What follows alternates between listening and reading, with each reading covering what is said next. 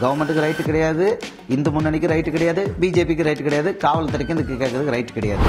மாசா கெத்தா உமாசங்கர் பிரதர் என்னோட ஹீரோ. சரியா, நான் உண்மையிலே சொல்கிறேன். இயேசுவை ஏற்றுக்கொண்ட ஒவ்வொருத்தருக்கும் அவர் இயேசு கட்டளை கொடுத்துருக்காரு. அந்த கட்டளை இந்த அரசாங்க உத்தரவு எல்லாத்துக்கும் மேலே அது கண்டிப்பாக பண்ணித்தாங்க. இதை பார்க்கும்போது எனக்குள்ள இவ்வளோ பூஸ்ட்டு. ஏய், இவ்வளோ இதுலேயும் அவர் சொல்கிறாருன்னா நமக்கு ஒன்றுமே இல்லை, நம்ம எவ்வளோ சொல்லணும்.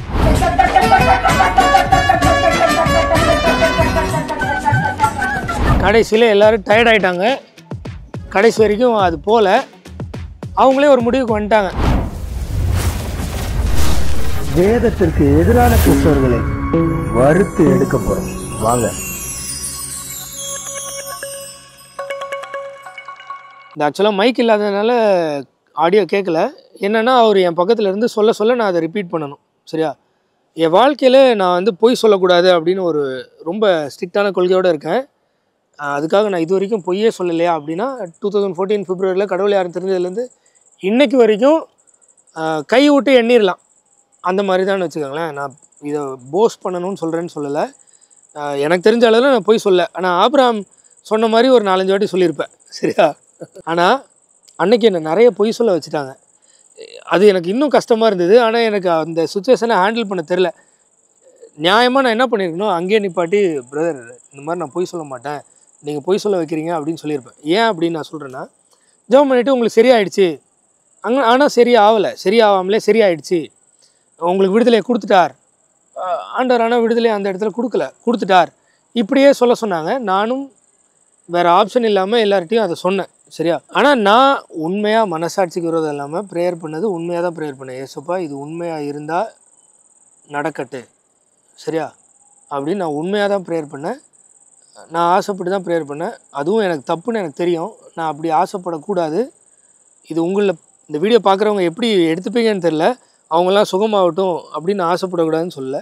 அன்று உங்களுடைய சித்தம் என்னவோ அது நடக்கட்டும் அப்படின்னு தான் ஜெபம் பண்ணுன்றது என்னுடைய அண்டர்ஸ்டாண்டிங்னு வச்சுக்கோங்களேன். ஆனால் அந்த இடத்துல என்னுடைய அண்டர்ஸ்டாண்டிங், என்னுடைய ஃபெய்த்தை மீறி நான் அவர் சொல்ல நான் ரிப்பீட் பண்ணுறேன். சரியா,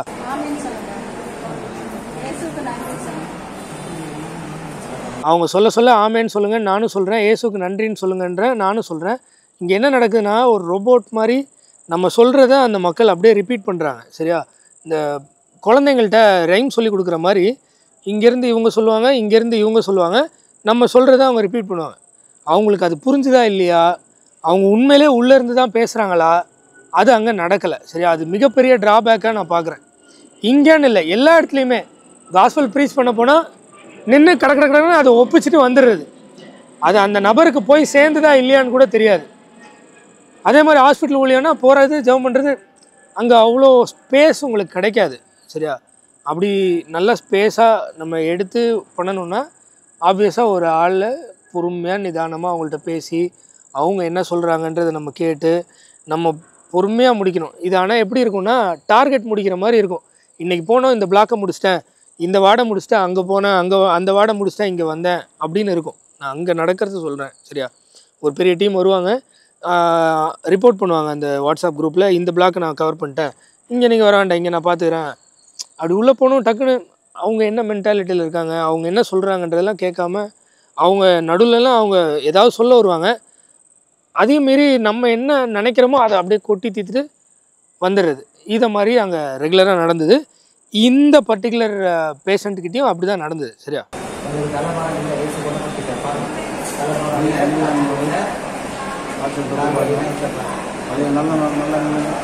இது உங்களுக்கு ஓரளவு கேட்டிருக்கும். ஏசு குணமாக்கிட்டார், சரியா, உங்களுக்கு தலைவலிலாம் இல்லை அப்படின்னு இவர் சொல்கிறார். தலைவலி இருக்கா இல்லையா, குணமாக்கிட்டாரான்னு அவர் சொல்லணும். ஆனால் இவர் சொல்கிறார்.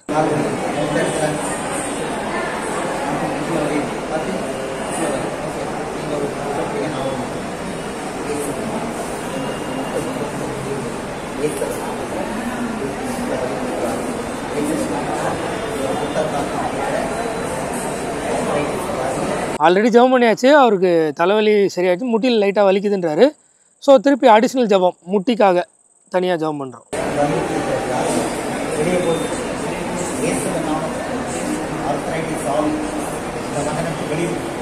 அது சரியாயிடணும்னு ஏசப்பாட்ட ஜபிக்கிறதுலாம் இல்லை. அது கட்டளையிடுறது தான். யாருக்குன்னா அது ஏதோ பிசாசு தான் அதை கொண்டு வந்தது அப்படின்னு நம்புகிறாங்க. அதனால் அந்த பிசாசுக்கு கட்டளையிட்டு வெளில போக சொன்னால் அந்த இது குணமாயிடும் அப்படின்னு நம்புகிறாங்க. சரியா? அப்படின்னா இந்த உண்மையாக இருந்தால் ஒருத்தர் 2 பேர் இல்லை, எல்லாருக்குமே குணமாகணும். ஏன்னா பிசாசு கட்டளையிட்டால் வெளியில் போகணும்ல. இவங்க கட்டளையிட்டு வெளில போயிடணும். அவங்க விசுவாசிக்கிறாங்க, விசுவாசிக்கல, நம்புகிறாங்க, அதெல்லாம் irrelevant. இவங்க போய் ஜெபம் பண்ணால் இந்த வியாதி பிசாசுனால தான் வருதுன்னா ஜெபம் பண்ண உடனே கட்டளையிட்டோன்னே அது வெளில போயிடணும், எல்லாருக்கும் சரியாயிடணும். ஆனால் ஆகலை. ஆனால் இதில் சேட் பார்ட் என்னென்னா, சரி ஆகிட்டு தான் இவங்க நம்புகிறாங்க. நீங்கள் ஃபுல்லாக பாருங்கள், உங்களுக்கு ஒரு கிளியர் பிக்சர் கிடைக்கும்.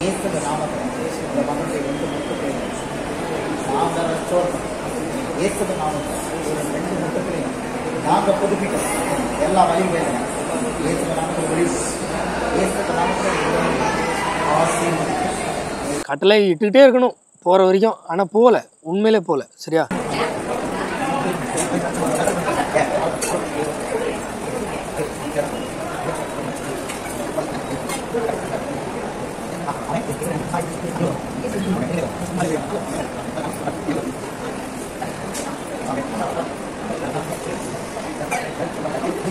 உட்காந்து எந்திரிச்ச உடனே சரியாயிட்டு தான் இவங்களே நம்புகிறாங்க. அவர் முன்னாடியுமே அப்படி தான், சரி ஆகலை. அவர் பார்த்தாலே அவருக்கு அந்த ஒரு ஸ்ட்ரோக் வந்திருக்கு, இல்லை ஏதோ ஒன்றுனா கொஞ்சம் அது தெரியும் இல்லையா, அதே மாதிரி தான் அவர் நடக்கிறாரு, அதே மாதிரி தான் எல்லாம் பண்ணுறாரு. ஆனால் சரியாயிடுச்சு, உட்காந்துட்டாங்க அப்படின்னு எல்லாம் சந்தோஷப்படுறாங்க.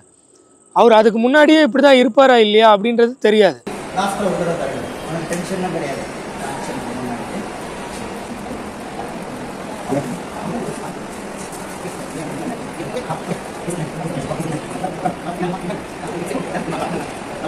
உட்காந்துட்டு அவரால் எந்திரிக்க முடியல. சரியா? அவரை ட்ரை பண்ண சொல்கிறாங்க. அவருக்கு கொஞ்சம் ப்ரேயர் பண்ணுறேன்னு சொல்லி நல்லா ப்ரெஸ் பண்ணி விட்றாங்க, ப்ரேயர் பண்ணுறாங்க, கொஞ்சம் கான்ஃபிடென்ஸை கொடுக்குறாங்க, ஒரு சின்ன நம்பிக்கையை கொடுக்குறாங்க, திருப்பி செய்ய சொல்கிறாங்க.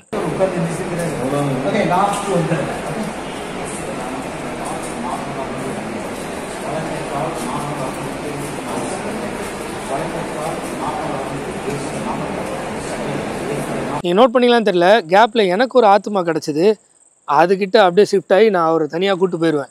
ஏன்னா எங்களை ஜெபம் பண்ண சொல்லி கூப்பிட்டு வந்ததே அந்த நபர் தான். அந்த நபர் லைட்டாக தண்ணி சாப்பிட்டுருந்தாரு. ஸோ இதான் சாக்குன்னு நான் அவருக்கு சுவிசேஷம் சொல்ல தனியாக கூட்டிகிட்டு போய் சுவிசேஷம் சொல்ல கூப்பிட்டு போயிட்டேன்.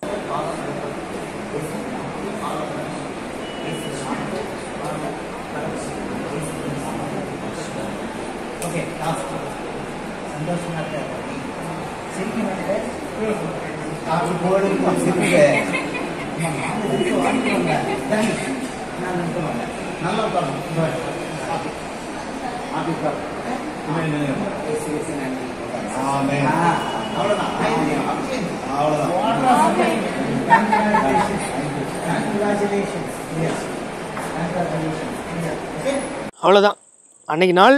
ஓகே ஆண்டவரே, ஒரு ஆளுக்கு நான் நிம்மதியாக சொன்னேன் அப்படின்னு நானே என்னென்னே திருப்திப்படுத்திக்கிட்டேன். சரியா? அடுத்த லாஸ்ட் ஃபைனலாக சரியாயிடுச்சுன்னு எல்லோரும் சொல்கிறாங்க, சந்தோஷப்படுறாங்க, கைத்தட்டுறாங்க, என்ன வேறு கூப்பிட்டு பாராட்டுறாங்க. நீங்கள் ஜெபம் பண்ணீங்க சரியாயிடுச்சுன்றாங்க. எனக்கு இது ரொம்ப புதுசாக இருக்குது. ஏன்னா உண்மையாகவே எனக்கு தெரியுதுல்ல, நான் நார்மலாக அங்கே தான் இருக்கேன். நார்மலாக நான் தான் ப்ரேயர் பண்ணுறேன். நான் ஃப்ராடாக பொய் சொல்லி ப்ரேயர் பண்ணல, நான் உள்ளேருந்து தான் ப்ரேயர் பண்ணுறேன். சரியா? ஆனால் என்னோடய ப்ரேயர் எப்படி இருக்குது? உமக்கு சித்தமானால். இப்போ மேபி இதை கூட அதனால தான் சரியாகலை, அவன் ஒழுங்காக ஜெபம் பண்ணியிருந்தான் அப்படி கூட யாராவது நினச்சிருக்கலாம், தெரில. என்ன பேசிக்காக பேய் ஓட்டுறது ஜெபம் அதாவது குணமாகிறது அப்படின்னா பேய் தான் இதெல்லாம் கொண்டு வந்தது. நான் ஓட்டுனா ஓடிடணும், எல்லாருக்கும் சரியாகணும். ஆனால் ஆகலை நான் பார்த்த வரைக்கும். ஆனால் டெம்பரரியாக ஒரு இன்னொரு சிஸ்டரு உட்காந்து எந்திரிக்க முடியாதுன்றாங்க. அவங்கள்ட்ட பயங்கரமாக ப்ரேயர் பண்ணுறாங்க. நீங்கள் யாருக்காவது நேர்ந்து விட்டிங்களான்னு கேட்குறாங்க. ஆமாம் நான் பொருத்தனை செஞ்சேன் அப்படின்றாங்க. அதெல்லாம் கேன்சல் பண்ணுங்கள் சரியாகுன்றாங்க. திருப்பி இதெல்லாம் பண்ணுறாங்க. பண்ணிவிட்டு அவங்கள உட்காந்து எந்திரிக்க சொல்கிறாங்க. உட்காந்து எந்திரிச்ச உடனே இவங்க கைத்தட்டுறாங்க. அவங்களுக்கும் லைட்டாக சிரிப்பு வருது, சந்தோஷமாயிடுது. ஆமாம் சரியாயிடுச்சு அப்படின்ட்டு போயிட்டாங்க. அதே இது அவங்களுடைய அந்த சிஸ்டருடைய அண்ணனோ தம்பியோ அவங்க ரொம்ப கிரிட்டிக்கலாக ஐசியூ மாதிரி மாஸ்க்லாம் வச்சுருக்காங்க. கேன்சர்னு நினைக்கிறேன். அந்த பேய் இவங்களால் ஓட்ட முடியல. சரியா? இப்படி நான் அன்றைக்கி மிக்சடாக பார்க்குறேன், காலையிலேருந்து பார்க்குறேன்.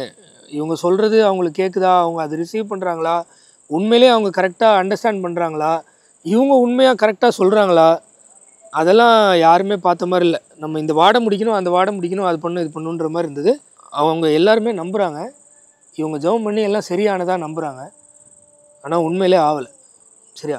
இப்போ ரீசெண்ட் டைம்ஸில் அவங்க சேனலில் ஒரு வீடியோ போட்டிருந்தாங்க, ஒருத்தவங்களுக்கு இங்கெல்லாம் கட்டியிருந்து சரியாச்சுன்னு. ஆப்வியஸாக ஆமாம், அந்த மாதிரி விஷயங்கள் உண்மையிலே நல்லோர் மேலும் தீயோர் மேலும் ஆண்டவர் மலையை வரிசைக்கு பண்ணுகிறார். யார் கேட்டாலும் கொடுப்பாரு, அதில் மாற்றுக்கிறதே கிடையாது. சரியா? யார் ஜெபம் பண்ணாலும் கொடுப்பாரு. அது உமாசங்கர் பிரதர் சொல்லி இல்லை, மோகன்சி லாசரஸ் மீட்டிங்கில் குணமாகவே இல்லை அப்படின்னு சொல்ல முடியுமா? ஃபீவர் இருந்து போயிருப்பாங்க, குணமாக இருக்கும். இல்லை இன்னும் மோசமாக சொல்கிறேனே, எசேக்கியா ஃப்ரான்சிஸ் சிரிப்பு அபிஷேகம்னாரு, அங்கே போன யாருக்குமே குணமாகலையா? இல்லை பிற மதத்தவர்கள் நம்பி போகிறாங்க இல்லையா, கால்நடையாக நடந்து போகிறாங்க, அங்கே போனால் சரியாகும்னு நினைக்கிறாங்க.